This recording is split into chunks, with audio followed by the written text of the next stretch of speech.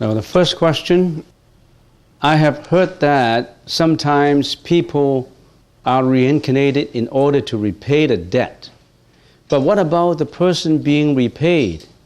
Do they have to be reborn too? That seems unfair. If I die with someone owing me money, can I just forgive it? I don't want to have to come back just to collect some cash. Well, that's a wonderful comment. Somebody owes some money. Certainly, you don't want to come back just to collect some cash, particularly if it's just petty cash. It's millions of dollars. It may be worth it if it's millions of dollars. But if it's just petty cash, say $100, you want to be reborn just to get the $100 back? So, it's a humorous question. I like that kind of question. Yeah. If somebody owe you some cash, and in case he has to be reborn, and do you need to be reborn? Not necessarily, because causality is so intricate. The creditor may just come back to pay your descendants, for example. Say if you are the father of a son, and maybe you have some unfinished business that you haven't cleared up with your son. For example, not just your son, maybe your daughter or some friends that you still owe them money, and you went into the Pure Land, then your debtor pay the descendants. There's so many ways to clear out the debit and credits. Unbelievable. The general ledger can always be balanced, one way or the other. Even in bookkeeping, if you don't have a nominated account, you just create a contra account, a temporarily contra account, and it balances out. So there's so many ways to get even. You don't really have to come back again to collect it.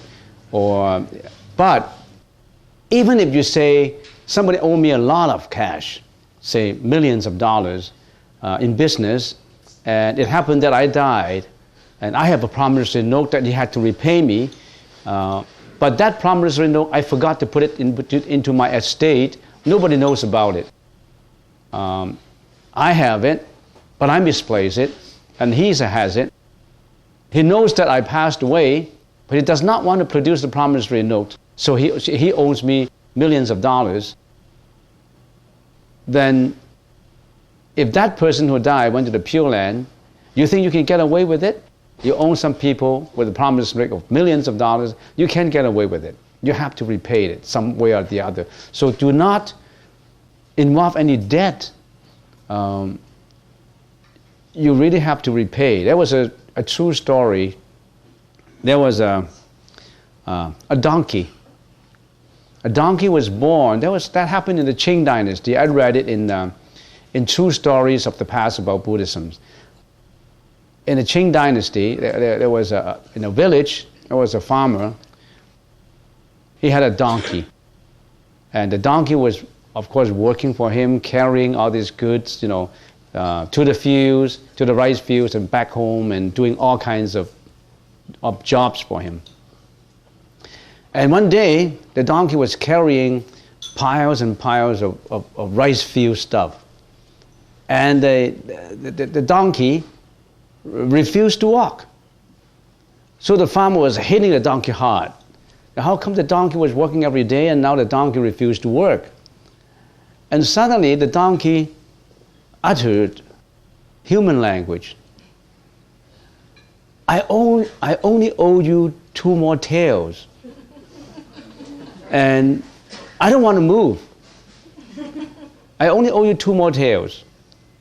So the farmer was intelligent, but he was scared. How come the donkey could speak like human? So he was a Buddhist, and he believed that, maybe he's repaying a debt. So he unloaded all this rice stuff onto the road. It becomes lighter, very light. Then the donkey carried the load home. And the next day the donkey died, naturally. So the donkey was working in his farm to repay all his debts that he owed the farmer in his previous life. So do not owe any debt. You really have to come back to pay for it. Now, in case you owe some people debt, and that person passed away, donate it to charity, because you cannot get away with it. Not just in monetary terms. You owe some people money, but how about in passion terms, in emotion terms, in your responsibility, in your fidelity, in your loyalty? If your husband treated you with loyalty, and you are not, what happened is, in the next life, he's going to get even with you. He will be committing adultery. He will be divorcing you. So that's the reason why there's so many irregularities in life. Why do we come together? Brothers and sisters and husband and wives, fathers, all these relationships, because all these people have unfinished businesses in the previous lives. And there was the most venerable monk, and his name is Guan Cheng. And in one of his letters, he tried to analyze and classify the kind of debts emotionally, monetary and emotional debt. And he classified all these debts, unfinished business among all these family members into 4 categories. What are these 4 categories? The first one, I have to say in Chinese first and translate it in my little gimmick in my brain. I have to go through the translation process. 報恩報怨償債還債. Number 1 is 報恩. That person is coming back to repay you emotionally. He treated you with the most filial piety. You are the mom, you are the father. He's the son, he's the daughter. And the son and daughter treated you so nice. He's coming to repay you through filial piety, whatever you want. They treat you with the most respect because they're coming not to get you. They're coming to repay you, to give it back to you, to treat you very nicely. You go, this is 報恩, because you treated him really nice in previous lives. And he didn't forget about it. He rendered you with the most filial piety. He treated you with the best treatment. 報恩啦，報怨啦 is just the opposite. He's coming back to get you. Because why? Because you didn't treat him well in previous lives. He came back as a son, as a daughter. He spent all your money. He becomes so restless, and he becomes so antagonistic to you. And he couldn't study, he didn't go to university, he was fooling around, he pulled down your reputation, he gave you all kinds of mental afflictions, you get angry with him. He's coming back not to repay you. He's coming back to pull you down. And sometimes he's coming back, for example, in some history, the children pull down the parents by doing bad deeds. In China, in the ancient times, if one member of the family performed bad deeds, you can pull down the whole family. The whole family had to be executed because one member of the family did some wrong thing. So he could be coming back as a very vicious person, committing a lot of forgery, committing a lot of crimes, which resulted in the whole family being persecuted, being executed by the king. He pulled down the whole family.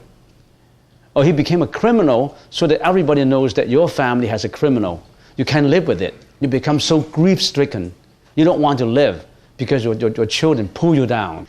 償債 is coming back to repay you. He's coming back, your children is coming back to repay you because you pay him so much in previous lives. He's giving you all the money. He's giving you millions of dollars, but he may not have filial piety towards you. He just supply you with the money. He call you up, Mom, Dad, do you have any money to spend? I'm going to buy you a house so that you can live in a good mansion. But he's not going to show up to express love to you. He just give you the money because he owe you the money only, not love. The same happens with husband and wife. Some wives never get to see their husbands because the husbands are so busy, but the husbands keep on supplying the wife with money because he only owes the wife money in previous lives, not emotions, not loyalty, not fidelity. So all this is the intricacies. And there's another one is he's coming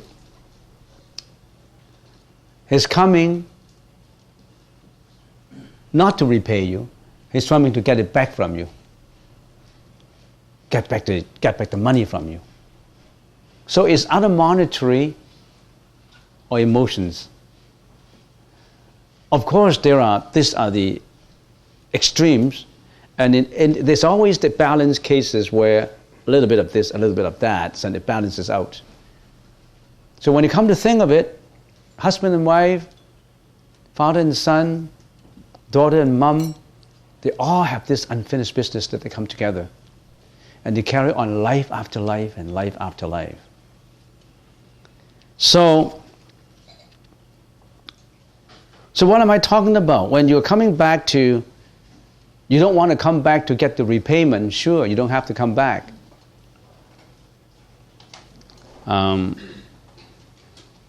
I guess that answers the question. I don't want to go on with just one question. So, if you encounter problems like that,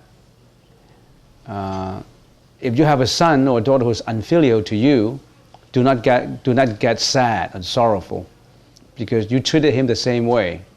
You just act as if you are repaying him. Emotionally or monetarily, you're repaying him. You don't get very angry, you don't get very sorrowful, you just take life as it is. That's the attitude. You tolerate it. So that's why in the 6 parameters, there's one called tolerance or endurances. There's a lot of things in this world you have to tolerate, you have to endure, to give out, always giving out. Don't owe anybody debt, always give out. The more you give out, the better you get in return. Like in the lunch. If you always depend on somebody else to donate the lunch to you, you're hurting your own karma. Always give out. Don't depend on relief. Don't depend on unemployment insurance. You're taking a holiday in Hawaii, whereas you're getting unemployment insurance and you're getting relief from the government. That's not the way to go. Use your own efforts to earn the money. Don't just depend on other people's donation for you. You give out. The more you give out, the more you get in return. You don't attach to the return to give out, but the return will come. Manifold return. What are parameters? Parameter is to take you from this shore of sorrow, of suffering to that shore of nirvana. When you go to that shore, you need these 6 parameters to take you on that shore of enlightenment. Giving, morality standard, endurances, meditation, wisdom, and diligence. You need diligence, hard working to work out. So, there's a lot in the Buddhist teaching that we have to learn. You see, the Buddhist belief is not just blind faith. It's logic. It's wisdom. The Buddhist literature is probably the most resourceful literature in the civilization of humans. It contains the most canons, the most literature, the most written writings in different languages. One live up to 100 years cannot attempt to finish the whole Tripitaka in one's lifetime. So it's so much in the wisdom of the Buddha, in the Tripitaka, in the Sutra, the Abhidhamma, and the Vinaya. Just like an ocean, it's boundless. But you don't have to read everything. To get the taste of the ocean, you don't need to drink up the whole ocean. You scoop up some water, you taste it, and you know how the ocean tastes like. You don't have to drink it all. It's impractical to drink it all. But one cup of it, and taste it really well, that's the ocean. That's the real ocean. You don't have to swallow up the whole ocean to know about it. So that's why sometimes a sutra can get you to enlightenment. Just one practice of meditation can get you to enlightenment. Time is running out. You're running with time. We're always running. What are we running for? We're always running for reputation, for money, for wealth, for egoistic satisfaction. We're running for those things. But those things do not liberate us. Those things bond us. What do you mean in the meditation by living at the present moment? What do we mean by living at the present moment? Why do we live at the present moment? What is the present? What is the whole world made up of? The whole world has two dimensions. One is time, and the other is what? Space. We live in time and space. We live within time and space. What is this time? Time, again, has three parameters: the past, the present, and the future. The past, the present, and the future. What's the past? The past is already gone. Why do we have to attach to the regrets of the past, to the bad deeds of the past? Why do we have to do this? Because we have bad experiences. We experienced something bad in the past. We regret about it. We're disappointed about it. So we attach to the past. And how about the future? We attach to the future. We attach to the future aspirations. We worry about the future. We have fears about the future. So we attach to the past and the future. And that imprisons us in our mentality. We're not free. That's why we have worries, jealousy, hatred, anxiety, depression, fear. We have all kinds of these mental afflictions that bound us in our prison ego. We're not free. Our mentality is not emancipated. It's all being bound in that past and present. The present is, I haven't talked about the present, the past and the future. We are bound in the past and the future. We don't have to though, because the past is gone. You can't get it back. How about the future? The future hasn't come. Why worry about it? But we still do. We still worry, no matter what you say, how you react.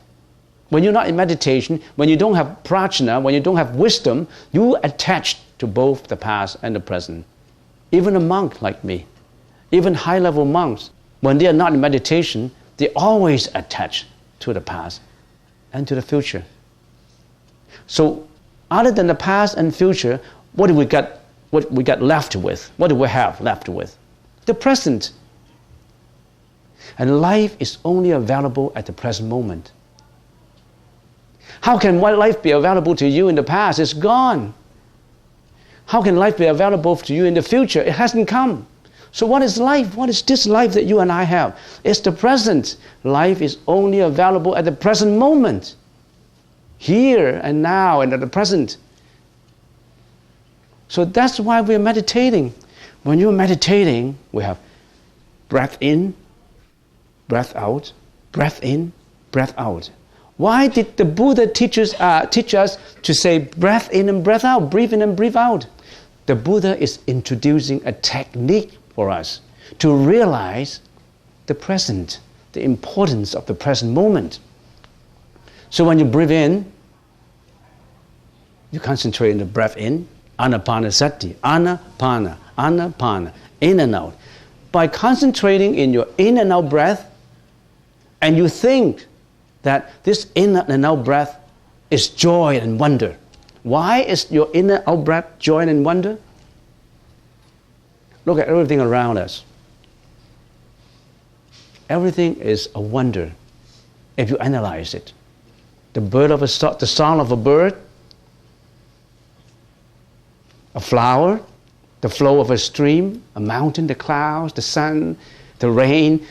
Nothing is not a wonder. Because how does it work? It works on causality. It works so wonderfully that it creates the whole universe. So everything is a wonder. Even the disturbance of the sound from a car, the yelling of a human voice, the mowing of a lawn, it all is wonder surrounding you. Because all these wonders, based on causality, it works out for them. A tree, how did the sap of a tree goes up to the top? How did the trees grow to the top? How did the soil get nutrition? How did the cycle of spring, summer, autumn, winter comes? And how come that when a tree, when an azalea or when a rhododendron in the autumn time shuts down its leaves, and the leaves go back to the soil to nourish the soil, get the nutrition, and it comes back again to the branch, to the trunk. All this is wonder. And how come you don't realize this wonder? This is the outside wonder surrounding us.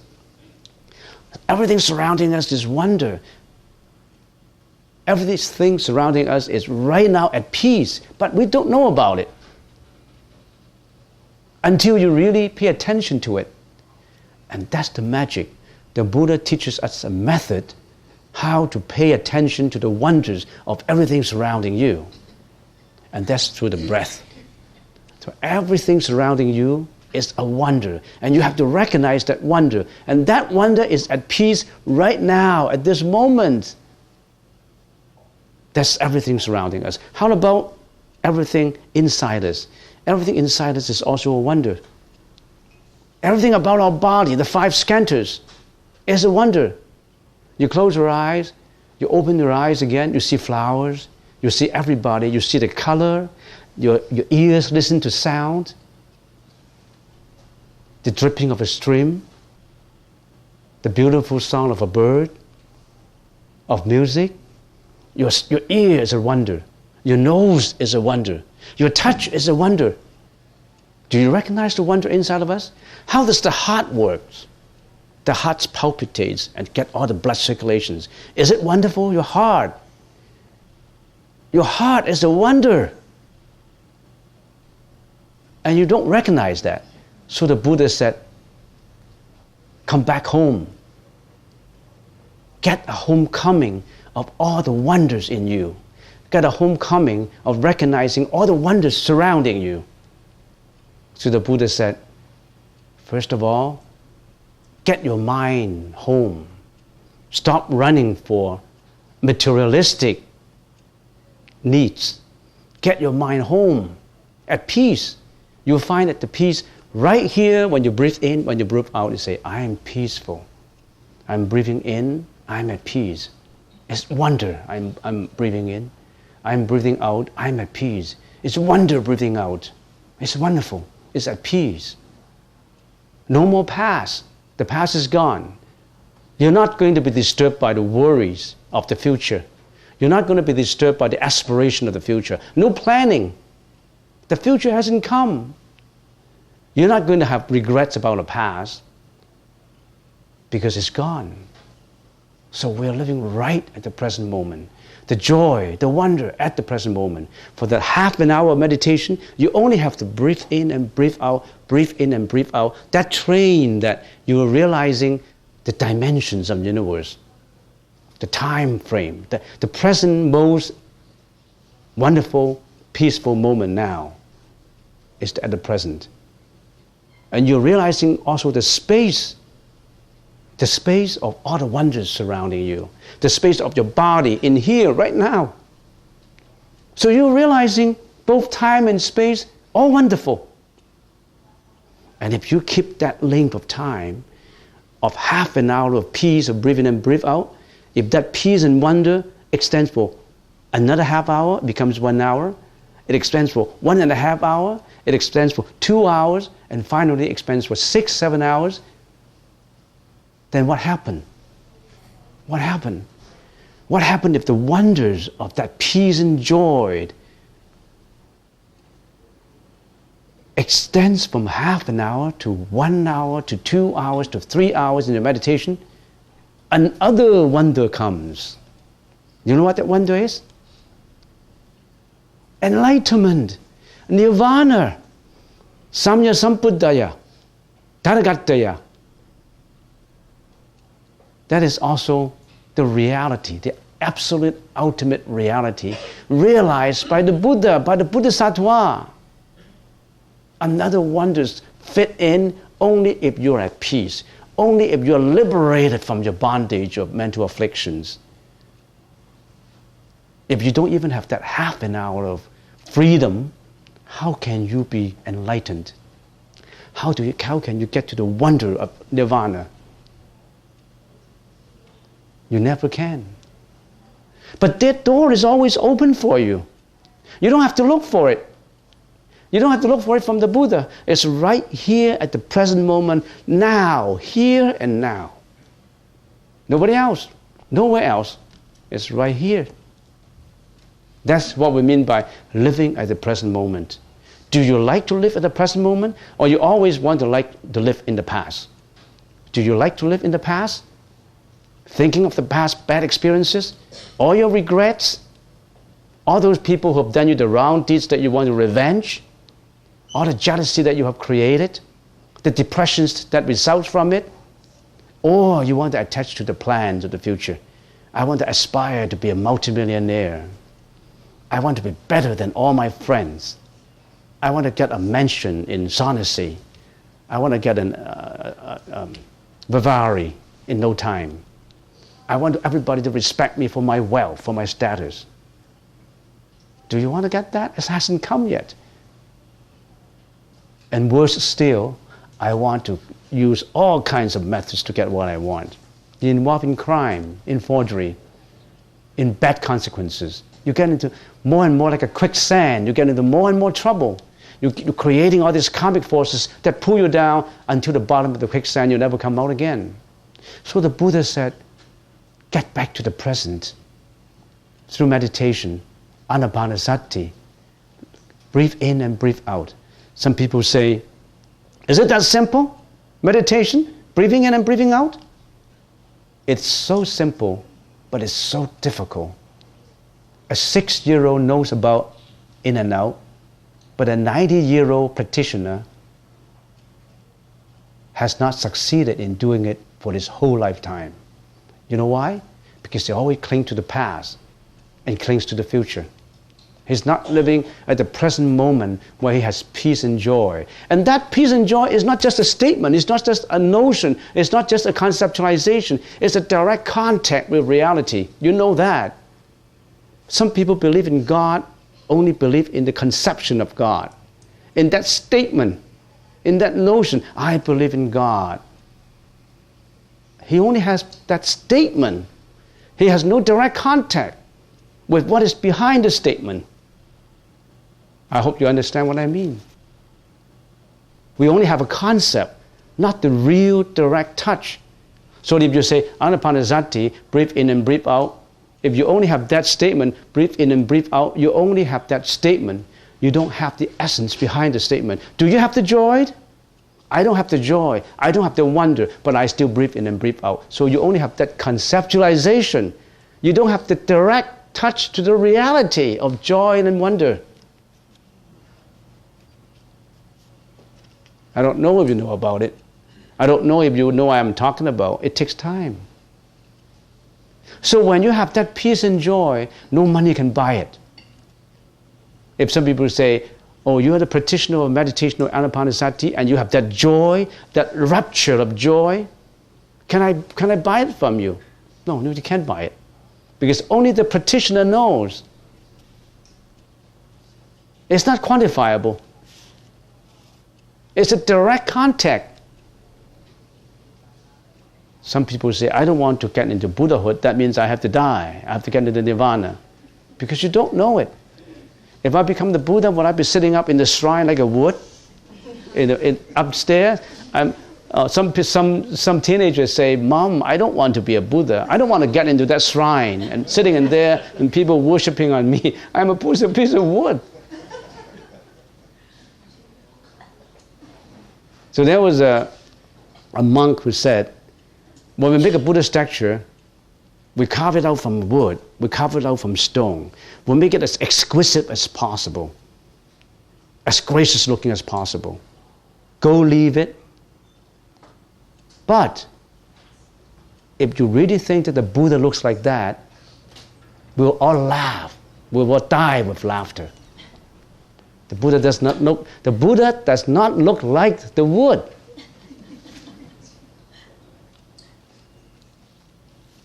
That's just a manifestation. That's just a conceptualization. But we need the conceptualization, do we? If we don't have the conceptualizations, how can we think? But when you know the conceptualization, you have to get rid of it. No conceptualization. You need the conceptualization, but finally, you don't need it. If you think that Buddhism is just a conceptualization, you're wrong. You haven't got it. What is called Buddhism is not Buddhism. That's why it's called Buddhism.